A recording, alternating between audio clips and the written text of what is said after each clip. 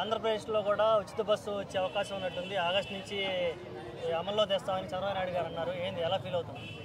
Chandrababu sir ఆడవాళ్ళతో తిట్టినాలని ఉంటేనే ఈ ఉచిత బస్సు పెట్టండి. తెలంగాణలో చూసుకుంటే రేవంత్ రెడ్డి గారు పెడితే రేవంత్ రెడ్డి గారిని ప్రతిరోజు కొన్ని వేల మంది ఆడవాళ్ళు తిడుతూ ఉన్నారు కొట్లాళ్ళు పెట్టుకొని. ఇది అదేవిధంగా మీరు తిట్టినాలని ఉంటే పెట్టండి. ఏదేమైనప్పుడు కూడా ఉచిత బస్సు అనేది సరికాదు. ప్రభుత్వాలు అనేటివి ఉచితాలు ఇవ్వద్దు, రేట్లు తగ్గించండి.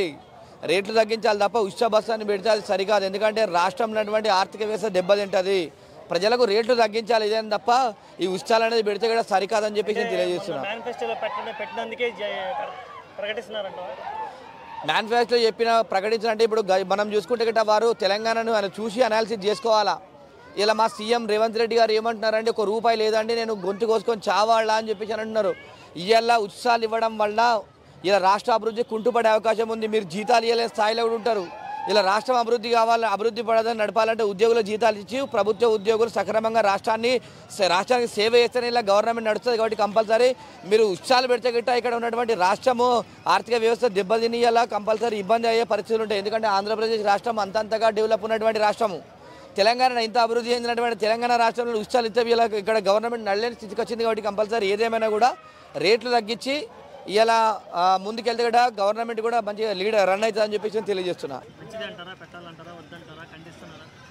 ఖండించడం ఏమీ లేదు. ఉచిత బస్సు పెడితే పేద బిక్కి చిన్న చితక పని చేసుకునేటటువంటి మహిళలకి కొంచెం ఓదార్పు ఉంటుంది. ఆంధ్రప్రదేశ్లో పేద బిక్కి ఉన్నారా మేడం?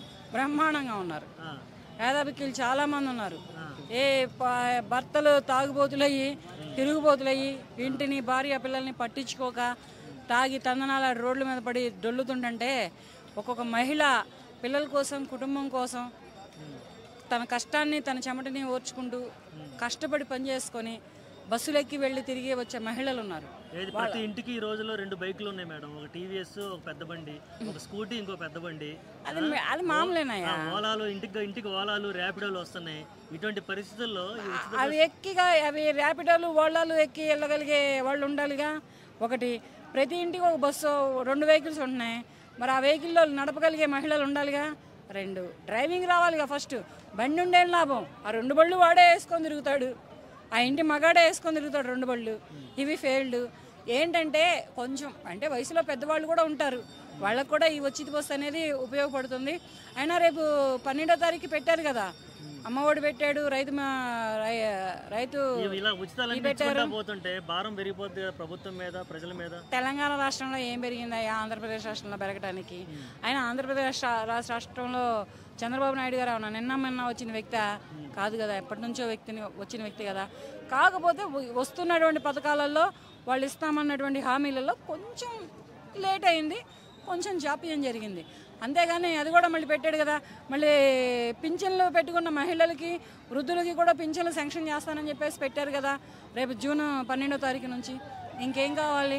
ఇప్పుడు పెట్టిన 6 పథకాలలో 4 పథకాలు అమల్లోకి వచ్చేసినాయి. 1 రైతు భరోసా, 2 వృద్ధాప్య పింఛన్, 3 అమ్మఒడి. అమ్మఒడి కాదు, తల్లి దీవెన, తర్వాత ఉచిత బస్సు. ఇవన్నీ 4 పథకాలు వచ్చేసినాయి. ఇంకా 2 ఉండుంటాయి 6 అవి కూడా పెడతారు చిన్నగా.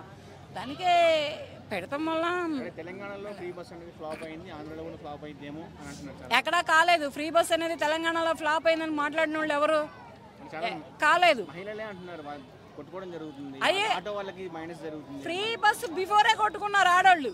ఇప్పుడు కొత్తగా ఏం కొట్టుకోలేదు. అప్పుడు సీసీ ఫుటేజీలు లేవు. ఫ్రీ బస్ బిఫోర్ సీసీ ఫుటేజీలు లేవు. ఇప్పుడు కొత్తగా టెక్నాలజీ పెరిగి కొంచెం యువత టెక్నాలజీని తీసుకొచ్చి దీని మీద ఏంటంటే ప్రతి సిటీ బస్కి, ప్రతి ట్రైన్లో ప్రతి బోగీకి సీసీ ఫుటేజ్ పెడుతున్నారు. ఆటో డ్రైవర్లు కూడా ధర్నా చేస్తున్నారు, సమ్మె చేస్తాం అంటున్నారు. మాకు బిజినెస్ పోయింది. ఆ బిజినెస్ కాకపోతే ఏ బిజినెస్ అయినా చేసుకుంటారు. ఆటో ఒకటైనా వాడి జీవనోపాధి, మిగతా ఏ పాదులు లేవా? ఆటో ఒకటే కాదు జీవనోపాధి, చాలా పనులు ఉన్నాయి బ్రతకదలుచుకుంటే. ఆయన ఇక్కడ ఆటోలు బాగానే నడుస్తున్నాయిగా. ఓలాలు నడుస్తున్నాయి, ర్యాపిడోలు నడుస్తున్నాయి, తర్వాత ఇంకా చాలా ఆటోలు నడుస్తున్నాయి. ఆటోలకి ఏమి డ్యామేజ్ ఏం కాలేదు.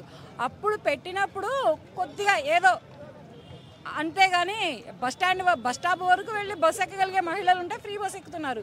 ఎక్కలాగే ఇంట్లో నుంచి బద్దకస్తులు ఉంటారు చూడు, వాళ్ళు ఓలాలు, ర్యాపిడోలు, ఆటోలు, క్యాబ్లు, బైకులు ఇవి బుక్ చేసుకుంటున్నారు. మరి బైకులు వచ్చినాయి కదా, ర్యాపిడో ఓలా బైకులు వచ్చినాయి, అప్పుడు ఎందుకని ధర్నాలు చేయలేదు ఆటో వాళ్ళు? క్యాబ్లు వచ్చినాయి, అప్పుడు ఎందుకని చేయలేదు ఆటో వాళ్ళు ధర్నాలు? ప్లస్ ఓలా క్యాబ్ల వల్ల కూడా నష్టపోతున్నామని ధర్నా ఇప్పుడు కూడా చేస్తున్నారు. అవన్నీ ఫేక్ మాటలు, లాక్ మాటలు చెప్పొద్దని చెప్పండి. ఇప్పుడు యాక్చువల్గా చంద్రబాబు నాయుడు గారు సంక్షేమాలకి ఉచిత పథకాలకు కొంచెం దూరంగా ఉండాలనే మైండ్ సెట్ ఉన్నటువంటి వ్యక్తి.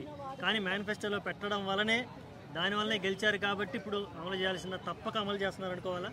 ఎందుకు అటువంటి విషయాల్లో దూరంగా ఉండే వ్యక్తి అయితే ఏమీ కాదు. ఇంతకు ముందులో కూడా అటువంటి పెట్టారు, అటువంటి అమలు చేశారు. ఇంతకు ముందులో ముఖ్యమంత్రిగా ఉన్నప్పుడు కూడా అవన్నీ చేశారు. ఆయన అప్పుడు ఏ హామీలు ఇచ్చారో ఆ హామీలన్నీ నిర్వర్తించారు.